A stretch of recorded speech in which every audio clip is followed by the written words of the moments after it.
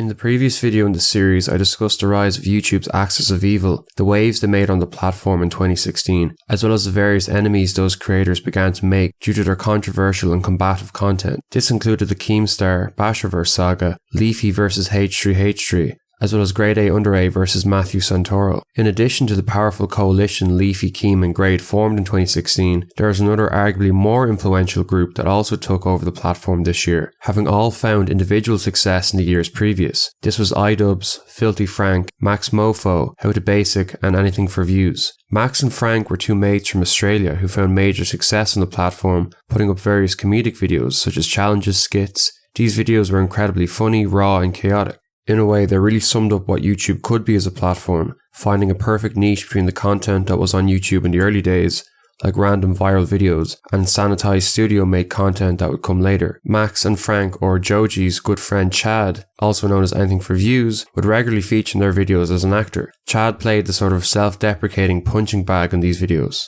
This group of content creators were bulletproof in the sense it was just flat out impossible to criticize or make fun of them in any way. When a group of lads bake their own hair and vomit into a cake and eat it online, there's really nothing else you can slate them for. Their chaotic sense of humour, coupled with the energy of the young 20-year-old Aussie lads who really don't give a shit, have made them a force on the platform. I'm watching some of their old collaboration videos in research for this video, such as Deadly Twister, Human Cake, and Chad getting an IDubbbz tattoo was extremely entertaining still to this day. The last thing you'd want to do is tell anyone who doesn't watch YouTube that you spent your Sunday evening watching a number of Aussie lads bake other YouTubers' pubic hair into a cake and eat it. But as I said, these videos were so insane and bizarre, it was hard not to be cracking up and highly entertained by them. It wasn't just this group's twisted sense of humour that made them successful, however. There was a cunning and intelligence underpinning a lot of their content and the way they went about making videos. None more so than IDubbbz, the only non-Aussie in the group, and arguably the one who had become the most influential on YouTube.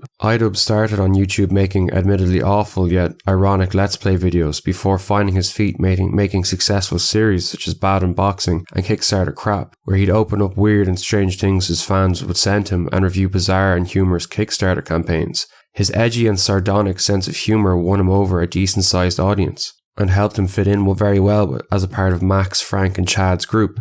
IDubbbz's flagship series was undoubtedly Content Cop, and was arguably one of the most successful and influential series on YouTube history. IDubbbz would take a number of attempts to perfect and transition Content Cop into what it would eventually become. The series would at first be rather short in length and focus on a number of channels in a genre, before eventually it would turn into a long-form series of videos with well fleshed out arguments and skits that would systematically deconstruct another creator's channel. The first Content Cop to really shake up the platform and have an effect on its subject was the Jinx Content Cop. As I stated in part 1, 2016 YouTube was rife with a large rogues gallery of villains, all of which ran awful but hugely successful channels like prank and pickup artists, channels that H3H3 would frequently make fun of. Jinx was one of the most noteworthy of these channels. Essentially, it was content that was incredibly low effort, displaying no real talent, yet it was content that YouTube promoted more so than other videos where creators would put in a ton of effort. Essentially, the people who made the worst videos made the most money in 2016.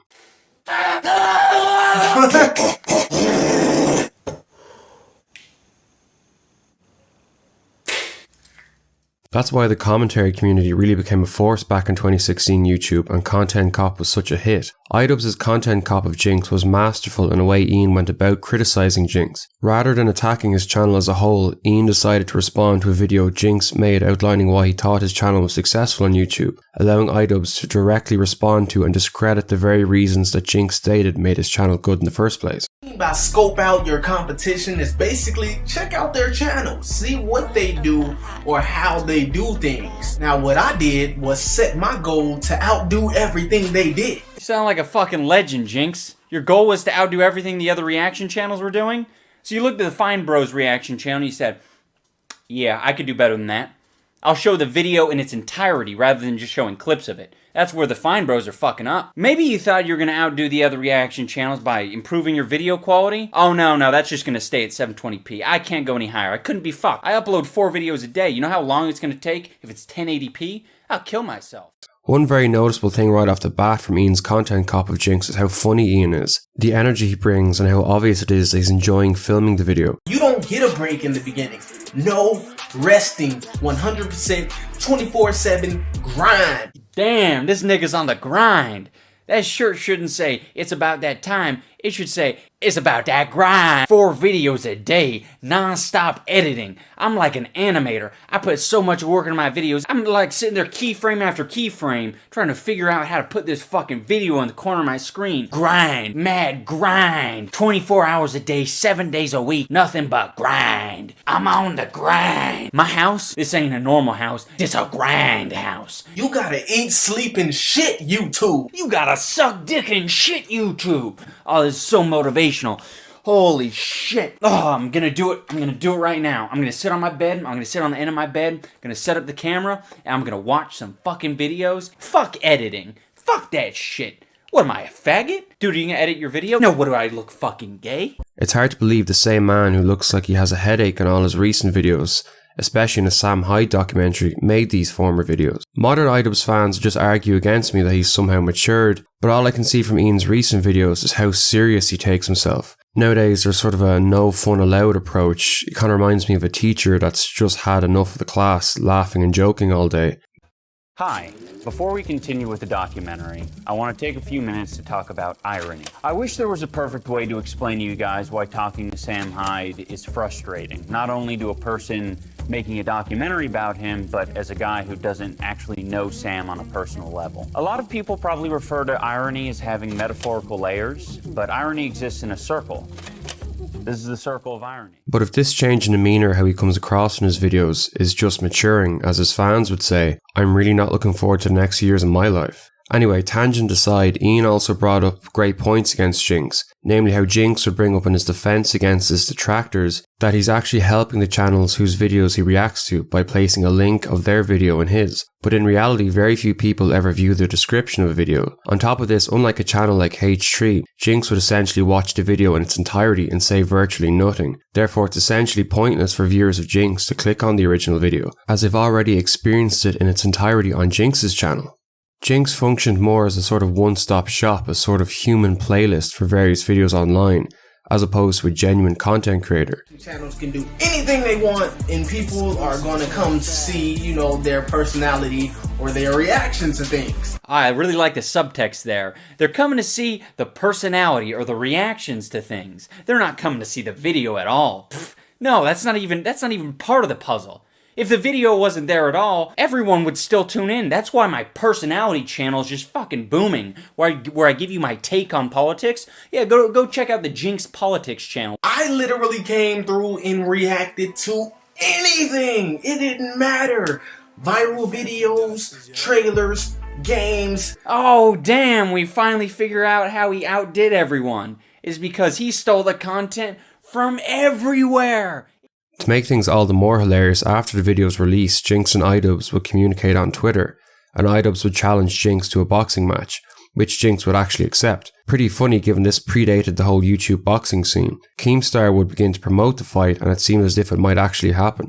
This allowed IDubbbz to release even more hilarious videos where he was training for the fight, where he put on the facade that he really cared about the training, while the footage of him showed the complete opposite. This was all terrific content and kind of built IDubbbz up to be this sort of chaotic, bulletproof figure where he could really do no wrong or never be embarrassed. If the fight actually went ahead, it's likely Jinx would have beat IDubbbz to a pulp, while Ian laughed in his face like the Joker. Jinx would later pull out of the fight, effectively giving Ian the win over this entire situation. While it's unlikely Content Cop killed Jinx's career by itself, the reception that the video got, along with other noteworthy criticism of Jinx by Jack's Films, exposed Jinx to the rest of the platform, and his views would eventually fall before he'd ultimately take a break and his channel would effectively die. As I said, this is the first Content Cop to make a huge mark on the platform, but its legacy be dwarfed by 2 other videos IDubbbz released this year, which I'll go into later.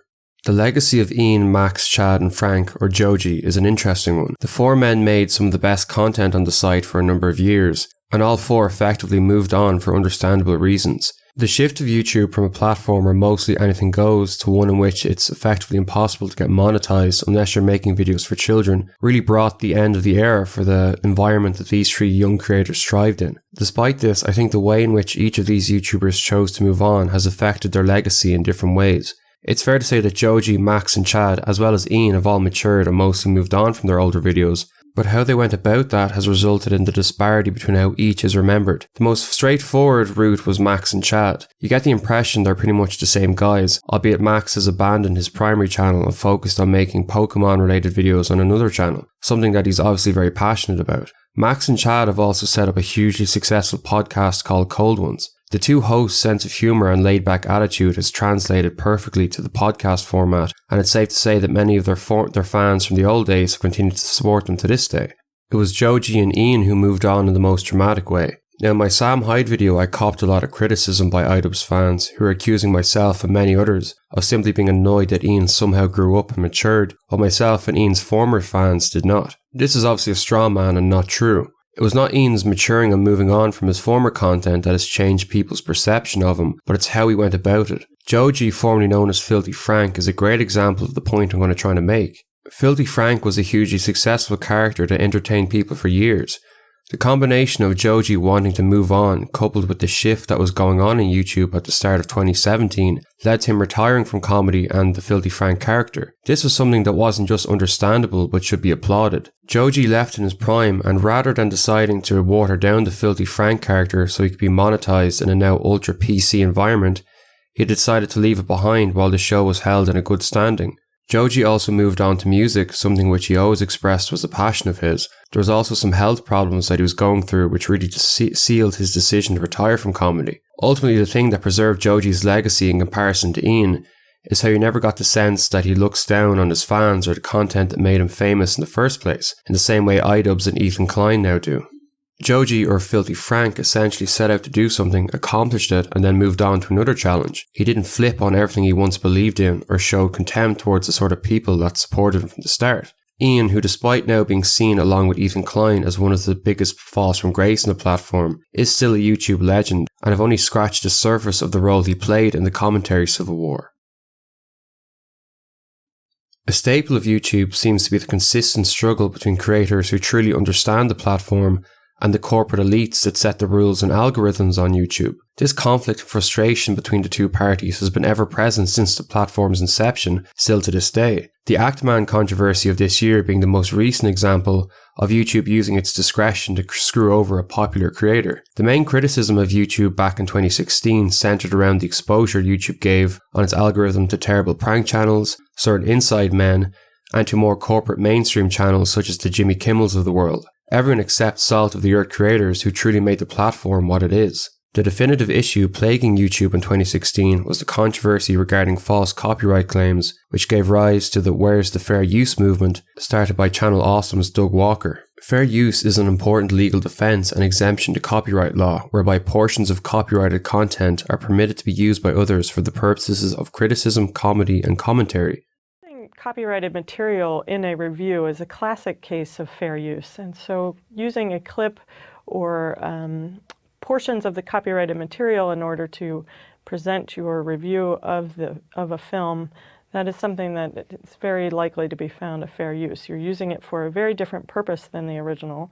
You're commenting on it, and you might be criticizing it. So in answer to the second part of the question, it doesn't even matter if you're promoting the film. You could be criticizing the film and saying that it's terrible and using clips to support that argument, and that would still be a fair use. Also, and if you were doing the review for a commercial purpose and were making money, that also wouldn't be a determining factor. So reviews and using the copyrighted material to support that review, that's a classic use that is often considered a fair use.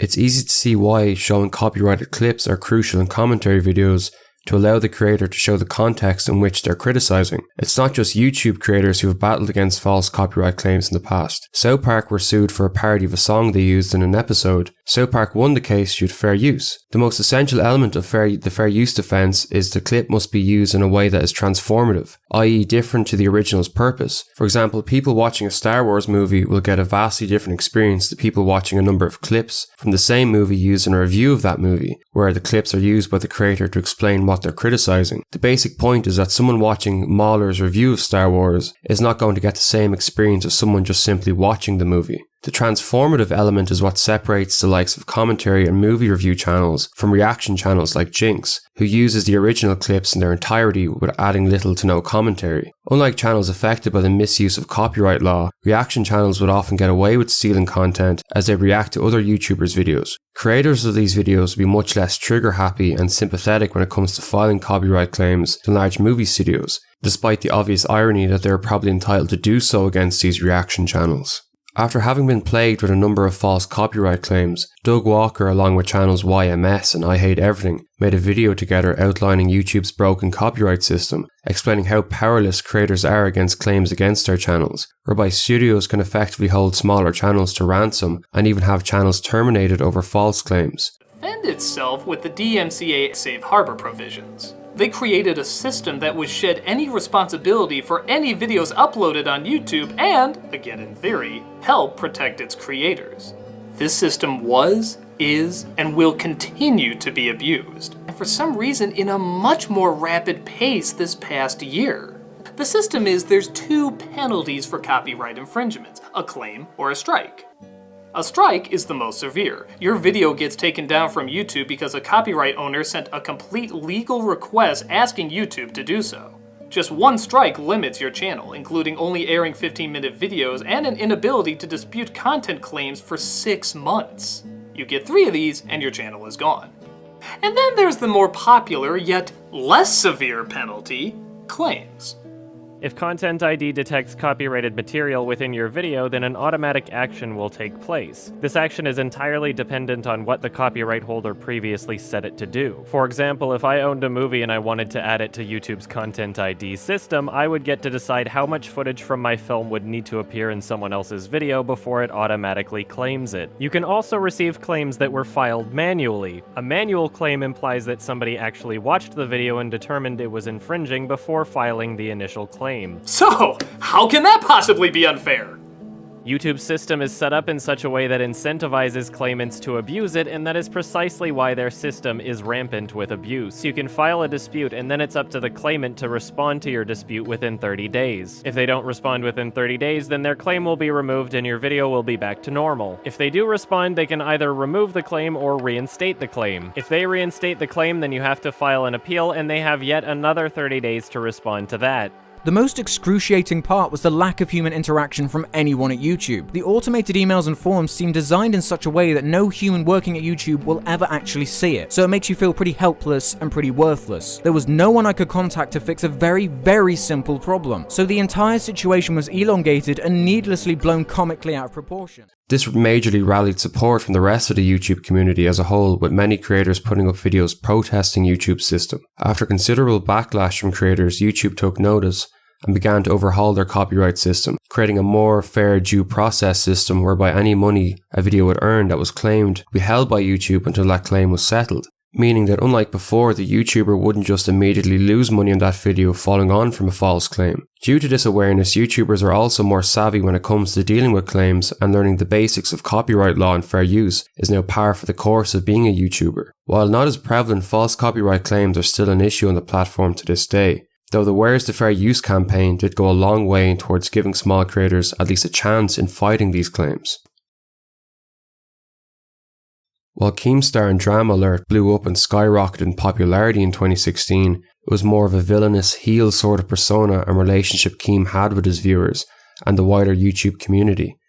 The previous scandals Keem had been involved in, his feuds with other creators, and the immense amount of popularity the man garnered in 2016 meant the scene was set up perfect for someone to come along and knock Keem down a peg. IDubbbz at this time was really starting to hit his stride, gaining a large audience, respect from the community, and really hone and perfect his content. Keem was an ideal candidate for the content cop due to the frequent feuds he was involved in, the influence he had on the platform, and the sheer number of things someone could criticise Drama Alert for. Despite the fact summer of 2016 was the summer of Keemstar Exposed videos, most of these videos were pretty terrible and didn't really say anything new against Keem. This includes Grade and Leafy's video, which I'll go into later. The first major Keemstar Exposed video, which was IDubbbz, was undoubtedly the best, even though it had much less damaging effect on Keemstar than the other videos that followed on. The main reason as to why Ian really hones in on Keem was an exchange the two had earlier on this year, where Keem asked Ian not to use the old clip of Keem saying the N-word for a joke in one of IDubbbz' videos. Keem joked that he might have to destroy Ian's career. While to be fair, this was a joke, and Keem would later state that he did not intend this to be taken seriously, I do think it was reasonable at the time for Ian to take this as a sort of veiled threat. The start of IDubbbz' video really set the tone for the rest of the video and really summed up what people used to love about Ian's weird and bizarre sense of humour. That being a skit of Ian beating up a garden gnome in the sewers surrounded by flares and popcorn. Probably the most YouTube 2016 sentence I've ever said. IDubbbz made a number of good points in his video about Keem, so much the other YouTube exposed videos never really picked up on. Such points as the fact that Keem would make enemies of people who minutely criticised him, pyrocynical being a great example. Dude is the most sensitive man on the planet. Take for example this individual. He barely criticized Keemstar. In fact, he was sucking Keemstar's dick for half the time. He isn't the nicest guy on the internet, but he is the most realist, you know, he'll tell you how it is, whether you like that or not. The only criticism was, I think Keemstar should put a disclaimer in his videos. What I think Keem should have done in that video is gave some kind of disclaimer. And what did Keemstar do upon hearing this awful criticism? That dude is a fake piece of shit. Learn it. You're a fake piece of shit, and if you fucking swing at me, I'm gonna swing much harder back. Come at me, I'm gonna fucking smack you. Fuck Pyro. The fact that Keem would insinuate people who went on to Drama Alert were innocent of their accusations, but ones who avoided the show were more than likely guilty. His Twitter, he will constantly allude to people being guilty or innocent or not guilty, depending on whether they go onto his show or not. Keemstar, I know you're very fucking slow. I said allude. Your hand is fucking shaking right now because you really want to do a Twitter video and say, dude, you gotta think about this logically. The only time some big YouTuber wants to come on Drama Alert is to clear their name because they're in the right? And the only time like a small YouTuber wants to come on is they want to come on like no matter what because they're about to get a lot of exposure. Dude, you gotta think about this logically. Okay, Keemstar, I'm thinking about it logically. You want big YouTubers to come onto your program after you harass them on Twitter, so how are you going to get them to come on your program? Oh, I know. You suggest that if they don't come on your program, they're not innocent. IDubbbz also critiqued Keem on the basis that while Keem would present Drama Alert as an objective news platform, he would often give his opinion on the show and direct Drama Alert stories to cases that Keem was personally invested in, like the Basherverse scandal. Despite this video going viral and being by a long way the best Keemstar exposed video, it wouldn't affect Keem too badly. He'd only lose a few hundred subscribers and have a few videos disliked. It was the next series of videos that would almost entirely wipe Keem off the platform for good. The feud between Grade, Leafy and Keem really brings to mind the saying, who needs enemies with friends like these? This was by far the biggest feud and drama on the website in 2016 and was the event that came the closest to cancelling Keem, which considering the sheer amount of Keemstar exposed videos is a feat in itself. However, looking back on these videos, considering the fact Keem, Leafy and Grade were friends before this and incredibly became friends again after, it really seems pointless. Grade and Leafy said nothing that we hadn't heard before. It seems as if these videos were either made for money or because after the IDubbbz content cop, Leafy and Grade wanted to distance himself from a figure that was copping immense amount of hate on the platform. Everyone knows this, right? But another super shitty thing that Keemstar's done in the past is falsely accuse an innocent 62-year-old man of being a paedophile. Grade made 2 videos on Keem while Leafy made a series of videos. Grade's videos came off as way more calculated to try and destroy Keem, while Leafy's were just your standard Leafy video, where he rambles on about a bunch of bad things the subject does with not a whole lot of thought put into it. Leafy's first video compiled all the previous controversies Keem had been involved in, such as the false paedophile accusations against Tony, Keem saying the N-word on Blog TV, Keem threatening to dox Colossal as crazy, and Keem supposedly slandering pyrocynical, signal-boosting allegations of Pyro dating a French minor. Leafy would also say at the start of the video that he was making it due to Keem insulting him behind his back. However, no proof of this ever came out, and it seems like a bit of a weak premise to launch a series of expose videos on a former friend on because. Leafy's second video was even worse, just compiling a bunch of comedy clips Keemstar had made a decade ago with Only Use Me Blade and passed them off as Keem actually being serious, while also criticising Keem for threatening to sue a doxer. Leafy's third video went into Keem's poor coverage of the Basherverse situation, while Leafy himself threatened to sue Keemstar due to Keem's allegations that Leafy was subbotting. Grade's video, like Leafy's, dug up all of the previous well-known Keem controversies, but also went the extra mile in trying to destroy Drama Alert. Grade would use an example of a time that Keem was once hacked against him. Here the hacker tweeted on Keemstar's account pretending to be Keem's girlfriend Melissa and stating that he was beating her. This was a pretty weak and even slanderous effort by Grade given how easy it was to disprove this allegation.